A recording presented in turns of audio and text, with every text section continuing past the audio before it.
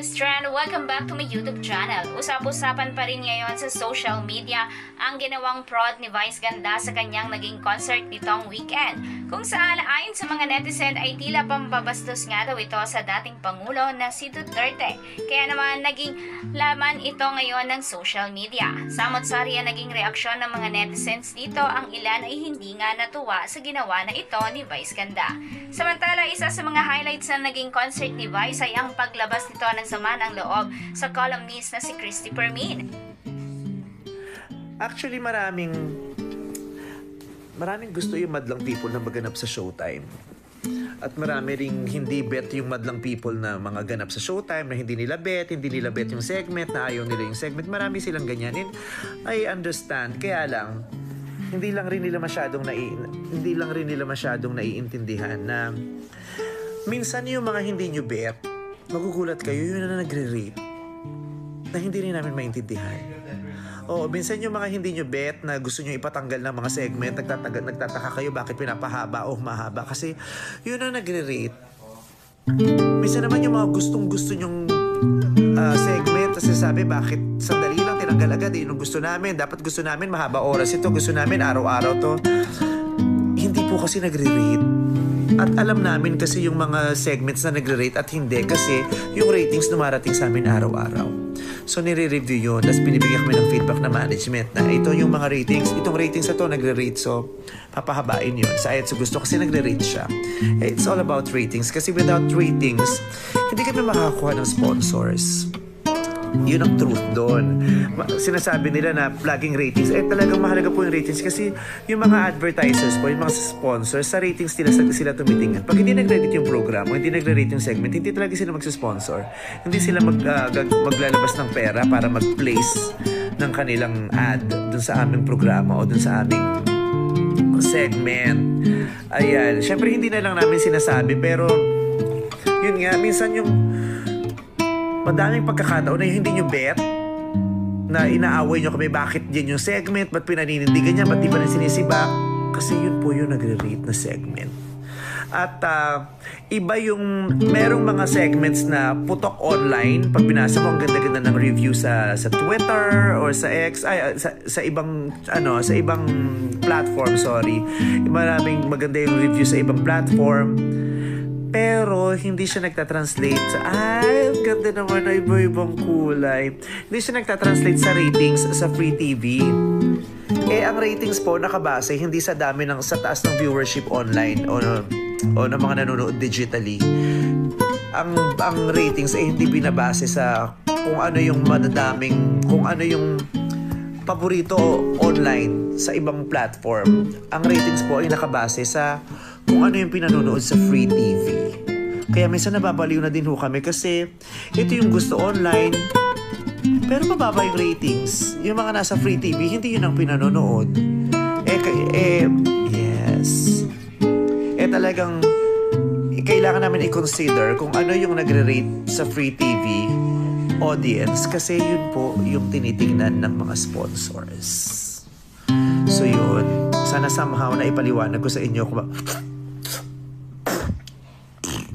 ayan, na marami kayong nire-request online, maraming segments na hit online at paborito ng mga tao online, pero hindi siya nagre-rate. Maraming pagkakataon na yung hindi nyo bet, yun po yung nagre-rate. Kaya kailangan namin ituloy. Paano po nakukuha yung ratings? Alam mo, hindi ko rin naiintindihan. Kasi minsan kasi, nagugulat kami. Ay, ang ganda ko dyan, nakakadyosa. Nagugulat kami, katulad yung, meron kasi kami isang episode na napakaganda ng content ng episode na yon. Tapos sa ibang social media platform, dun sa may dating ibon-ibon, ang ganda ng doon, trending. Ang ganda ng feedback. Ang ganda ng mga posts. Tapos sabi namin, napakaganda nitong napakaganda nitong content na to, gustong-gusto online, ang ganda ng mga comments. Kinabukasan dumating ratings, ang baba. Kaya sabi ko, ano bang Diyos ko, hindi na namin maintindihan kung anong gagawin. Kasi gusto ng mga tao online, pero ang baba ng ratings. Minsan maluloka kami na galit na galit yung mga tao online. Super bash, super critic, super ano talaga sila. Pero magugulat ka, ang taas-taas ng ratings.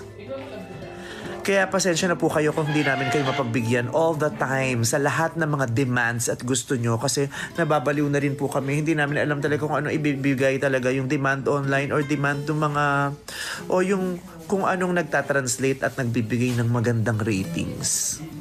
Yun po iyon. Kasi again po, negosyo yan. So pag wala kaming ratings, wala po kaming sponsor. At pag walang pumasok na sponsor at ads, malulugi po yung programa at yung network, yung producer. At pag nalugi po yan, masisibak kami. So, yun po. Mawawala yung programa. Mawawala kaming work. Madami kaming mawawala ng work. Hindi na tayo magkikita-kita sa TV. Hindi na tayo makakabanding everyday pag nangyari yun. Kaya ayun. Pasensya na kayo pero sa ayot sa gusto nating lahat, kailangan pahalagahan ang ratings.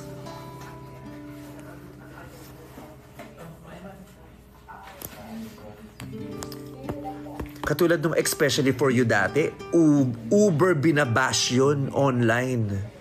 Pero ang taas-taas ng ratings nun. Ang taas-taas ng ratings nun. Tapos, ang daming sponsors.